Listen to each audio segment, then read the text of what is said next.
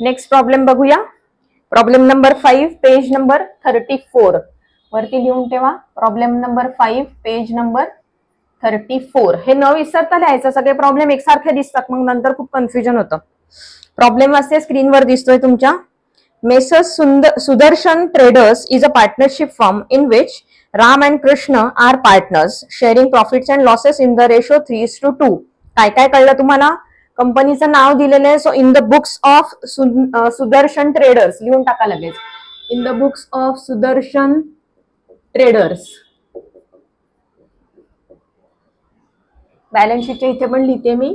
In the books of Sudarshan traders. Profit sharing ratio काय दिलाय?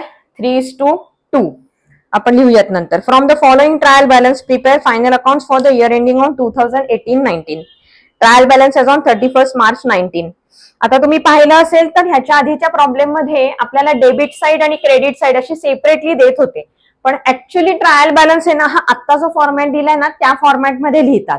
So असा जर फॉर्मॅट आला तर तुम्हाला थोडंसं लक्षपूर्वक बघायला लागतं. काही काही डेबिटच्या फिगर्स क्रेडिटच्या फिगर्स अशा पटकन लक्षात येत नाहीत. कारण लिस्ट ऑफ अकाउंट जी असते ना ती एका खाली एक असते. आधीच्या प्रॉब्लेम मध्ये कसं होतं, डेबिटचं वेगळी लिस्ट असायची, क्रेडिटची वेगळी लिस्ट असायची. इथे तसं नाहीये. डेबिट क्रेडिट एकत्र लिस्ट आहे. सो तुम्हाला क्लीनली लक्ष द्यायला पाहिजे की डेबिट अमाऊंट आहे का क्रेडिट अमाऊंट आहे. प्रॉब्लेम वाचते. Opening stock 36,000 trading debit. Capital account आणि तुम्हाला दिसत असेल तर त्याच्या खाली लगेच करंट अकाउंट सुद्धा आहे. कॅपिटल अकाउंट पण आहे आणि करंट अकाउंट पण आहे. याच्यावरनं तुम्हाला काय कळायला पाहिजे की ही फिक्स कॅपिटल मेथड आहे. बरोबर. सो आता तुम्ही जे अकाउंट तयार करणार आहात ना इथे, हे करंट अकाउंट असणार आहे. सो इथे लिहायचंय पार्टनर्स करंट अकाउंट. हे कॅपिटल अकाउंट नाहीये, हे करंट अकाउंट आहे. आणि वरती कॅपिटल अकाउंट मध्ये त्या दोघांची नावं लिहून आपण अमाऊंट डिरेक्टली लिहून टाकणार आहोत लायबिलिटी साइडला. करंट अकाउंटचा बॅलन्स आपण नंतर ट्रान्सफर करूयात. सो कॅपिटल अकाउंट जाणार आहे लायबिलिटीला. करंट अकाउंट आपण अकाउंट मध्ये बॅलन्सेस घेणार आहोत. Purchases trading debit, sales trading credit, sundry debtors asset side, sundry creditors liability side. तुम्ही नीट बघा, डेबिटच्या फिगर्स आहेत. डेटर्स डेबिट आहे, क्रेडिटर्सच्या अमाऊंट क्रेडिटला लिहिलेली आहे. परत बिल्स रिसिवेबल्स डेबिटला आहे, बिल्स पेएबल्स क्रेडिटला आहे. ऍसेट आणि लायबिलिटी. कमिशन. आता इथे थोडासा गोंधळ होतो. एक क्विज देतात ते तुम्हाला फसवण्यासाठी. काय करतात, कमिशन देतात आणि क्रेडिटला अमाऊंट लिहितात. आता कमिशन रिसिव्ड पण असू शकतं किंवा कमिशन पेड पण असू शकतं. मग तुम्ही कशावरनं ठरवणार हे पेड आहे का रिसिव्ड आहे? जर डेबिट असेल तर ते पेड आहे, क्रेडिट असेल तर ते रिसिव्ड आहे, इन्कम आहे. बरोबर. आता इथे ते डेबिट असल्यामुळे आपण P&Lच्या डेबिटला घेणार आहोत. सो इथे तुम्हाला मात्र लक्षपूर्वक बघायला पाहिजे. सो कमिशन डेबिटला असल्यामुळे P&L debit, wages trading debit, salaries P&L debit, furniture asset, plant and machinery asset. RDD credit आहे.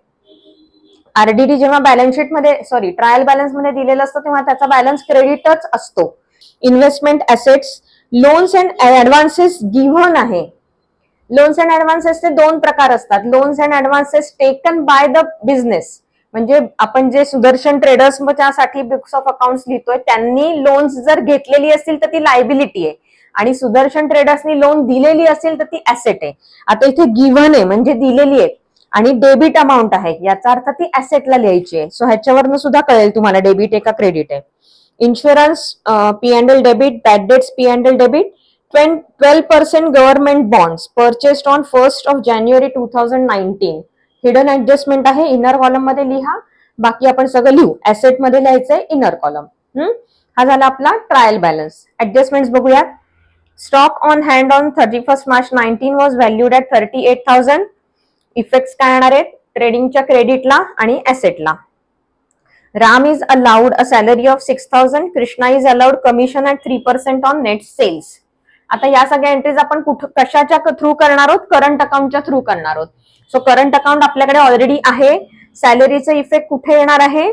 करंट अकाउंटच्या क्रेडिटला आणि सॅलरी टू पार्टनर आहे P&Lच्या डेबिटला जातं. तसंच सेम कमिशन करंट अकाउंटच्या क्रेडिटला. आपण हे फ्लक्च्युएटिंग आणि फिक्स मेथड जेव्हा पाहिली त्यावेळेला बघितलेले आहे. सो कमिशन आणि सॅलरी दोन्ही करंट अकाउंटच्या क्रेडिटलाच येणार आहे आणि सेकंड इफेक्ट P&Lच्या डेबिटला जाणार आहेत कारण तो एक्सपेंडिचर आहे कंपनीच्या दृष्टीने, फर्मच्या दृष्टीने. Interest on partners capital is provided at 5% per ANM. आता हा कॅपिटलचा बॅलन्स आहे जो आपण लायबिलिटीला लिहिणार आहोत. त्या कॅपिटलच्या ओपनिंग बॅलन्स वरती आपण 5% कॅल्क्युलेट करणार आहोत आणि त्याची एंट्री कुठे करायची आहे? करंट अकाउंटच्या क्रेडिटला. काय लिहिणार? Bye interest on capital. पण ते कॅल्क्युलेशन कशावर करायचंय? कॅपिटलच्या अमाऊंट्सवर ज्या लायबिलिटीला लिहिलेल्या आहेत. कळतंय? सो लायबिलिटीची कॅपिटलची अमाऊंट, त्याच्यावर इंटरेस्ट कॅल्क्युलेट करायच्या. एंट्री करताना करंटच्या अकाउंटच्या क्रेडिटला लिहायचंय आणि P&Lच्या डेबिटला, कारण बिझनेसच्या दृष्टीने तो एक्सपेंडिचर आहे. So salary, commission, interest on capital सगळं क्रेडिटला येणार आहे करंटच्या आणि P&Lच्या डेबिटला येणार आहे. Provide depreciation on plant and machinery. Plant and मशिनरीला डॉट करा. ₹3,000 from our customer is not रिकव्हरेबल.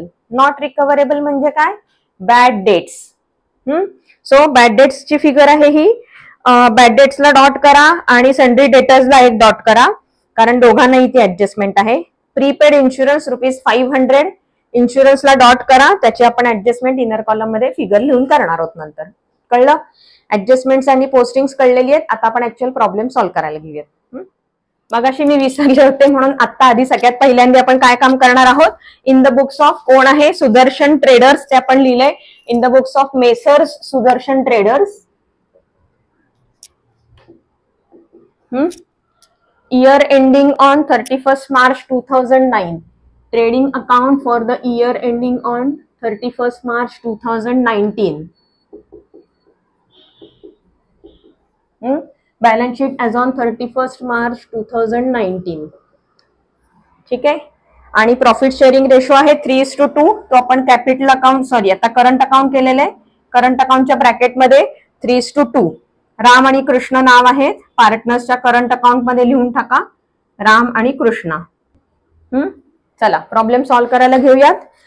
Opening stock ट्रेडिंगच्या डेबिटला to opening stock, outer column figure 36,000. Capital account. तर कॅपिटल अकाउंट मी मगाशी म्हणलं तसं लायबिलिटीला डायरेक्ट येणार आहे. राम अँड कृष्णा. अमाऊंट आहे 1,60,000 आणि 80,000. इनर कॉलम मध्ये लिहून मी टोटल आउटर कॉलम मध्ये लिहितेय 2,40,000 आउटर कॉलम मध्ये जाणार आहे.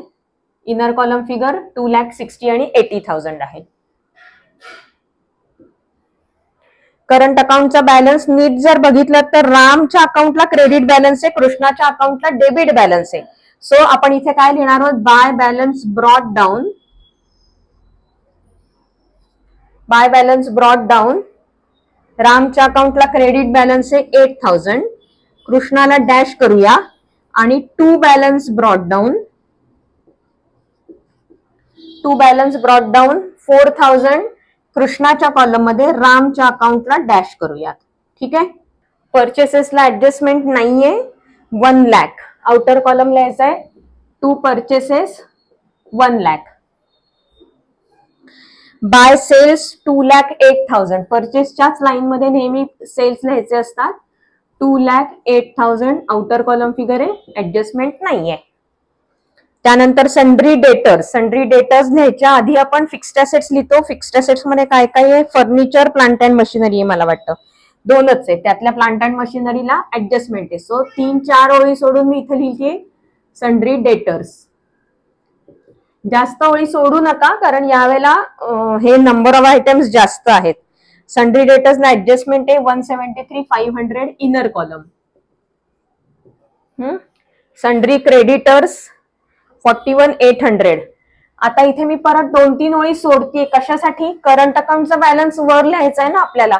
तो करंट अकाउंटचा बॅलन्स कॅपिटल अकाउंटच्या इथेच आपल्याला खाली लिहायचा आहे. म्हणून एक 2-3 ओळी सोडून सन्ड्री क्रेडिटर्स लिहा. किंवा थोड्या जास्त ओळी सोडल्या तरी चालतील, कारण लायबिलिटी साईडला जास्त काही नसतं. Sundry creditors outer column figure आहे 41,800. इथे ऍडजस्टमेंट नाहीये. Bills receivables. सन्ड्री डेटर्सला 1-2 ओळी सोडून मग लिहा bills receivables. Outer column figure 47,000. Adjustment नाहीये याला.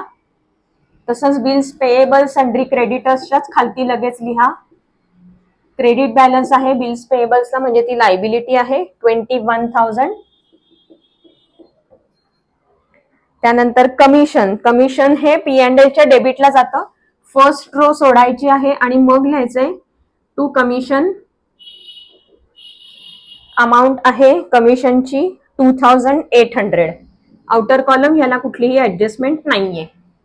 त्यानंतर आहेत वेजेस, वेजेस जातात ट्रेडिंगच्या डेबिटला. परचेसच्या खाली लिहायचंय टू वेजेस 1760.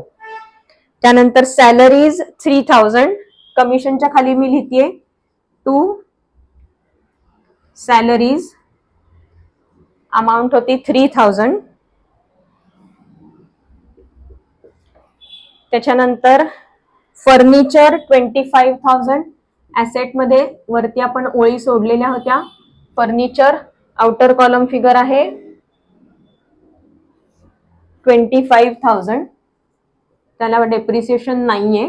फर्निचर नंतर लगेच आहे प्लांट अँड मशिनरी, ज्याची आपण इनर कॉलम मध्ये फिगर लिहिणार आहोत. त्याला डेप्रिसिएशन आहे.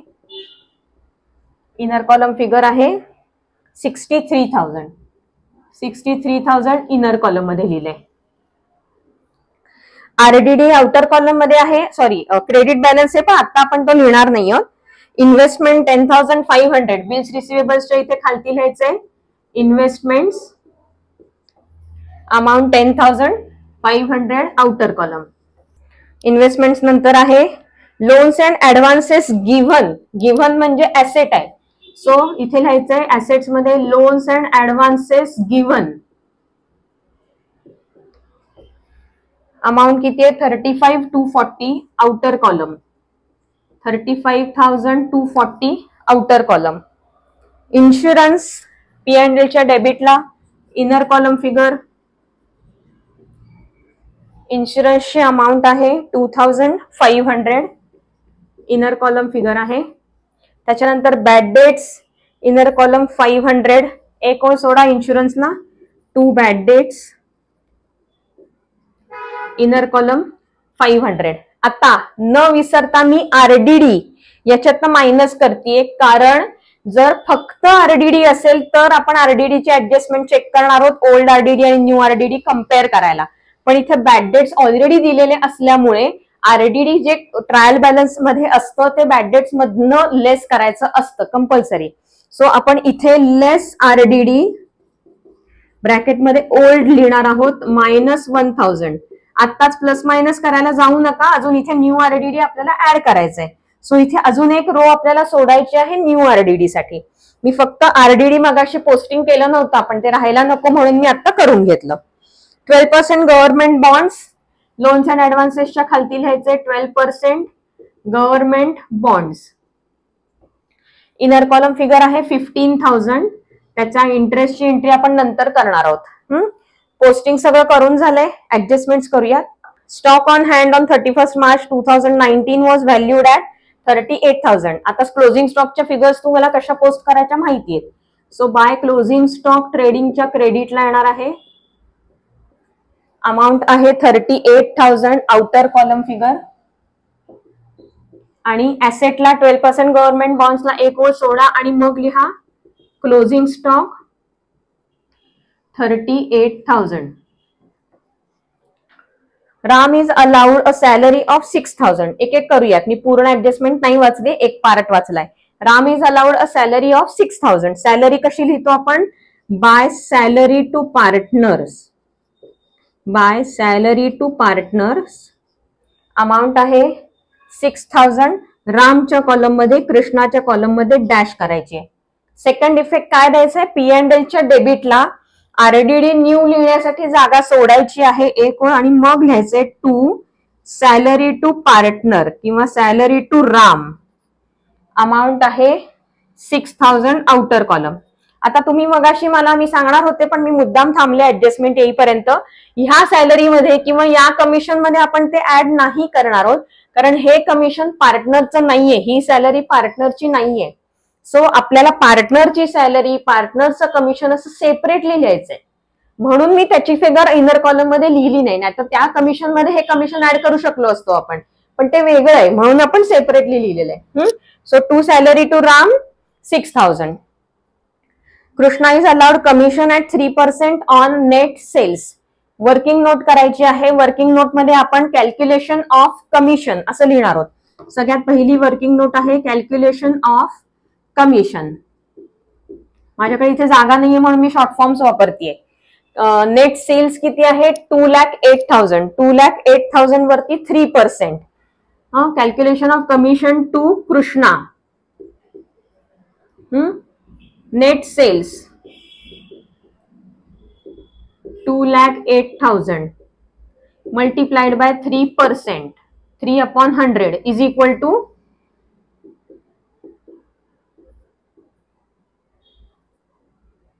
6240. 6240 ही जी अमाऊंट आहे ती आपल्याला कुठे लिहायची आहे? कृष्णाच्या कॉलम मध्ये. By commission to partner. रामच्या कॉलम मध्ये डॅश आणि कृष्णाच्या कॉलम मध्ये 6,240. 6240 ही वर्किंग नोट आपण केली. इथे लिहायचंय commission. Therefore commission is equal to 6240. Second effect राहिला. इथे क्रेडिट दिलं की इथे डेबिट द्यायचं. To commission to Krishna.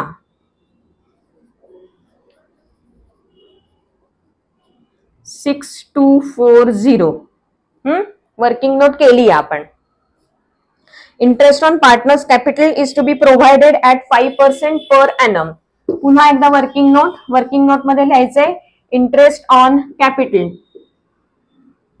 Interest on capital. खालती रामचं नाव.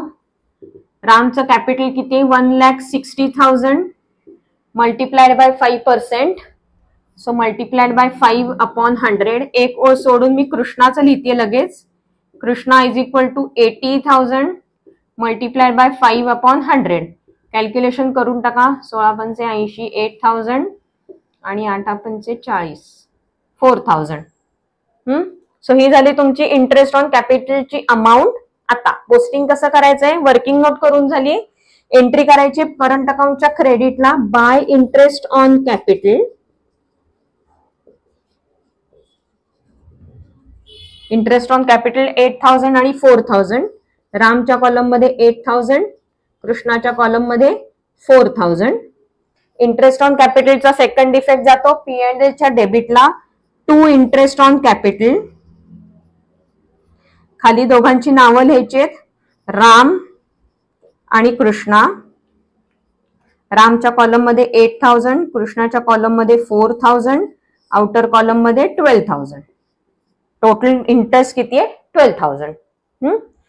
त्याच्यानंतर आहे provide depreciation on plant and machinery 5%. Plant and मशिनरीच्या खाली लिहायचंय लेस डेप्रिसिएशन 5% @5%. 3,150 लेस होणार आहे अमाऊंट 59,850. लेस फ्रॉम ॲसेट P&Lच्या डेबिटला to depreciation on plant and machinery. Amount आहे 3,150 आउटर कॉलम, कारण एकच डेप्रिसिएशन आहे. फर्निचरला डेप्रिसिएशन नव्हतं. ₹3,000 from our customer is not recoverable. 3,000 is not recoverable. आपल्याला बॅड डेट्स इथे मेन्शन करायचे. डेटर्स मधनं नॉट रिकव्हरेबल म्हणजे bad debts. So less bad debts 3,000. Less 3,000. Outer column मध्ये फिगर येणार 1,70,500. 3,000 लेस झाल्यानंतर. Less from assets P&L debit add to bad debts. So इथे add bad debts bracket मध्ये new. Amount आहे 3,000. ही figure आपण add करणार आहोत. सो फायनली काय झालं? 2,500 आउटर कॉलम मध्ये फिगर आली. कळले? म्हणून आपण मगाशी ते पेंडिंग ठेवलं होतं. Prepaid insurance is 500. Insurance inner column मध्ये प्रीपेड शब्द आला, लेस करायचं. Less prepaid 500 outer column 2,000. Less from P&L debit. इकडे लेस केलं की अपोजिट साइडला ऍड करायचे. क्लोजिंग स्टॉकचे खाली लिहायचे प्रीपेड इन्शुरन्स. लेस किती केली होती अमाऊंट आपण? 500 आउटर कॉलम मध्ये. ऍडजस्टमेंट्स ज्या दिलेल्या होत्या त्या करून झालेल्या आहेत आपल्या. आता हिडन ऍडजस्टमेंट्स कोणत्या करायच्या आहेत? 12% गव्हर्नमेंट बॉन्ड्स. आता तुम्ही जर लक्ष दिलं तर परचेस्ड ऑन 1 जानेवारी 2019 म्हणजे त्या बिझनेसमध्ये किती महिने होत्या? जानेवारी, फेब्रुवारी आणि मार्च, 3च महिने होते. करेक्ट. सो 3च महिन्याचा इंटरेस्ट मिळणार, पूर्ण 12 मंथचा इंटरेस्ट मिळणार नाही. सो अगेन आपल्याला एक वर्किंग नोट करायची आहे इथे. वर्किंग नोट मध्ये आपण लिहिणार आहोत इंटरेस्ट ऑन गव्हर्नमेंट बॉन्ड्स @ 12%. आता तुम्ही काय लिहिणार आहात? Interest is equal to 12,000 multiplied by 12/100 into 3/12. 3/12 चा अर्थ काय? 3 मंथ्स साठी. आता इथे तुम्ही आधी एक वाक्य लिहा, परचेस्ड ऑन 1 जानेवारी 2019. Hence, interest is calculated for 3 months. असं तुम्ही आधी लिहा आणि मग खालती वर्किंग नोट लिहायचे. Interest on government bonds and 12% is interest is equal to 12,000 into 12/100 into 3/12. कळलं? आता याचं कॅल्क्युलेशन करायचंय. हे झालं 360. 360 आपल्याला कुठे ऍड करायचे?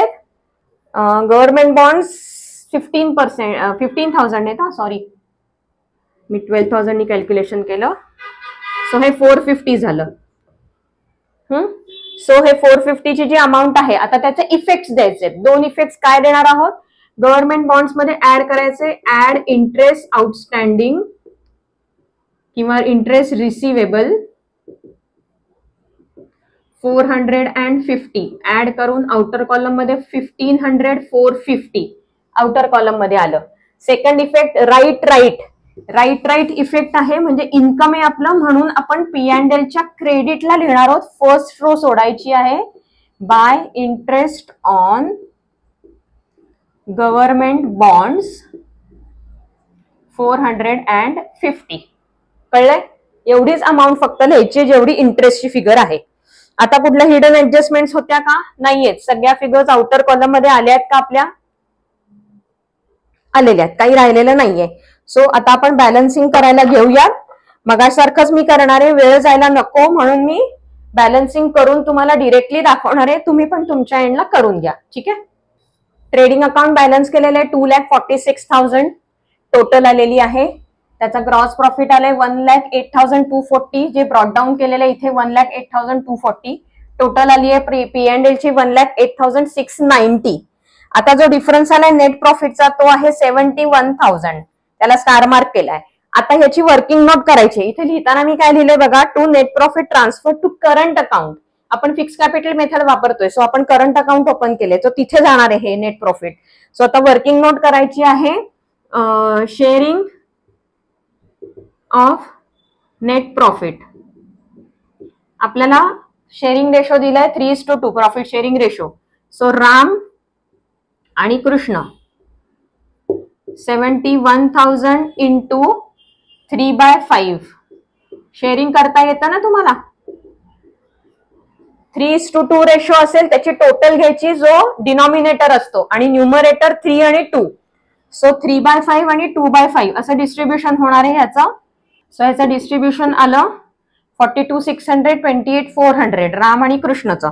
सो इथे मी खालती लिहिते राम कृष्ण, नावं लिहिली आधी, अमाऊंट्स लिहिते पुढे 42,600 आणि 28,400. ह्याची वर्किंग नोट बनवायची बरं का.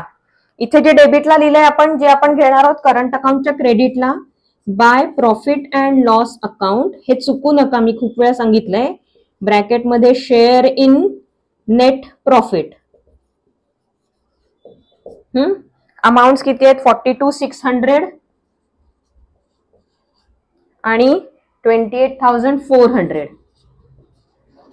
आता करंट अकाउंट आहे ना, त्याच्यामुळे तुम्हाला डेबिट साइड हेवियर आहे का क्रेडिट साइड हेवियर आहे ते बघायला पाहिजे. हे का बघायचं? कारण करंट अकाउंटला डेबिट किंवा क्रेडिट कुठलाही बॅलन्स येऊ शकतो. कॅपिटलचं कसं असतं, क्रेडिट बॅलन्सच हेवियर असतो. त्याच्यामुळे आपल्याला आता इथे डोळ्यांना दिसतंय तुम्हाला की दोघांचीही, राम आणि कृष्ण दोघांचीही क्रेडिट साइड हेवियर आहे. टोटल घेऊयात आपण क्रेडिट साइडची. बॅलन्स शीट टॅली झाली आहे 4,02,040. तुम्ही जर तुमच्या बुकमध्ये पाहिलं तर तिथे काय चुकलंय, प्रॉफिट शेअरिंग रेशो खरं तर दिलेला आहे 3:2, पण त्यांनी ना प्रॉफिट ट्रान्सफर करताना करंट अकाउंटला इक्वल ट्रान्सफर केले. असा चुका त्यांच्या ह्याच्यात भरपूर आहेत. सो तुम्ही त्या त्यांच्या ह्याच्याप्रमाणे जाऊ नका की नाही त्यांनी असं घेतलंय म्हणून मी पण तसंच घेणार नाही. त्यांनी जे दिलेलं आहे प्रॉब्लेम मध्ये त्याच्याप्रमाणे तुम्ही सॉल्व्ह करायचंय. तुम्ही कॉन्फिडंट राहा की तुमचं बरोबर आहे. सो आपण जो ट्रान्सफर केलेला बॅलन्स नेट प्रॉफिट होता त्याप्रमाणे हा बॅलन्स काढला, इथे वर लिहिला, त्याची आउटर कॉलम टोटल घेतली, बॅलन्स शीट टॅली झाली आपली. हा प्रॉब्लेम कळलाय. ह्या प्रॉब्लेमच्या वर स्टार मार्क करून काय लिहिणार आहात, करंट अकाउंट असं लिहायचं आहे आणि गव्हर्नमेंट बॉन्ड्स याचा इंटरेस्ट कॅल्क्युलेट केला आपण तो लिहायचा आहे. सो हे दोन आपण मेन ह्याच्यात पाहिलं, अजून काही नव्हतं ना ह्याच्यात, नाही एवढंच आहे. सो करंट अकाउंट आणि गव्हर्नमेंट बॉन्ड्सचा इंटरेस्ट, ह्या दोन फिगर्स, सो दोन ऍडजस्टमेंट महत्वाच्या त्या स्टार मार्क करून वर लिहा. ठीक आहे.